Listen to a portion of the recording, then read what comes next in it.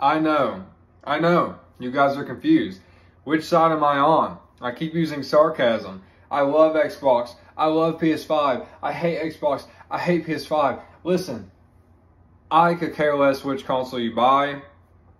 I like both of them. I've just been playing with you guys the last two videos. Obviously, they're both amazing consoles, and I'm going to describe to you what makes them so special to me today, and maybe that'll influence you to finally pick which one you want to cop if you're able to get it when it comes out. We're going to start off with the PS5, okay? The first thing that stands out to me is that SSD. What they say is lightning fast. They say there's no loading times. I think that's BS, but we'll see. Either way, the SSD is supposed to be really damn fast when it comes to loading. They did show off that Spider-Man loads in 0.83 milliseconds. I mean, that's pretty impressive. I get it's an exclusive and it's built for a PlayStation, but come on. That is pretty impressive. So I'm looking forward to that.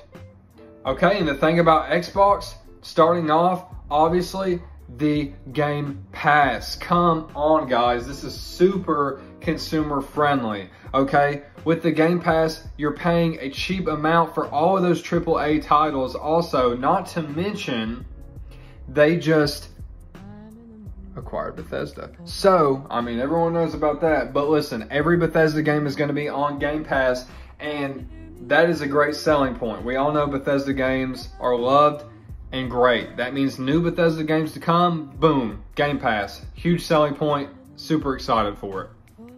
Back to the PlayStation, obviously the exclusive. Every Sony fanboy talks about this, okay? And there's good reason for it, I have to admit. Their exclusives have been very good. I mean, they have a very good track record of exclusive games. An Xbox fan cannot lie. That's why it's talked about. It's a very good track record of games that are not just quantity, it's quality.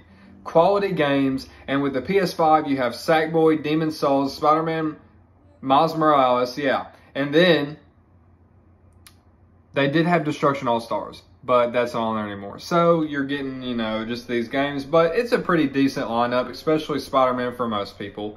So, I'm looking forward to it. Number 2 for the Xbox Series X.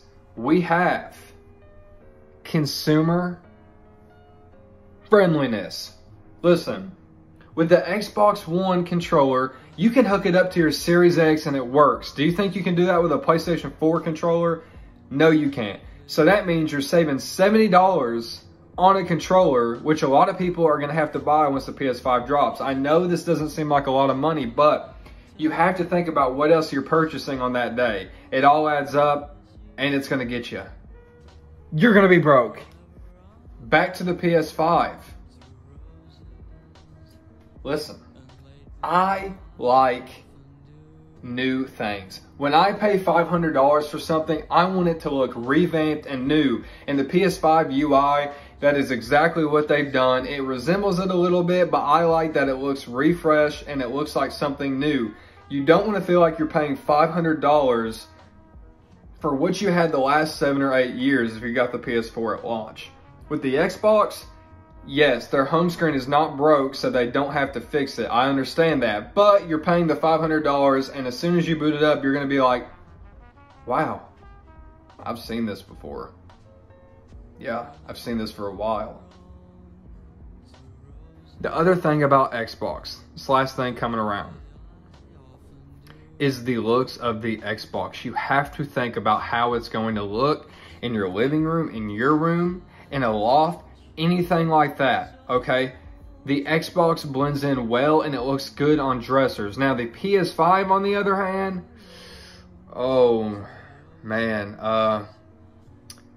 yeah, I mean, I think it speaks for itself. I mean, it's big and it's a big baby, okay? I'm not saying it's ugly per se, but it's a big baby. I think the Xbox definitely has it beat this time around with the looks. I mean, it just looks slick, pristine, and clean.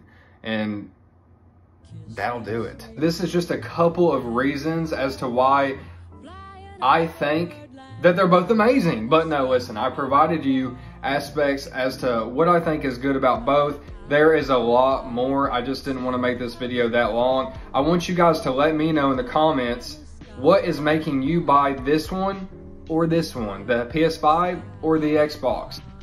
I want to know what's making you go with either one or why you're getting both.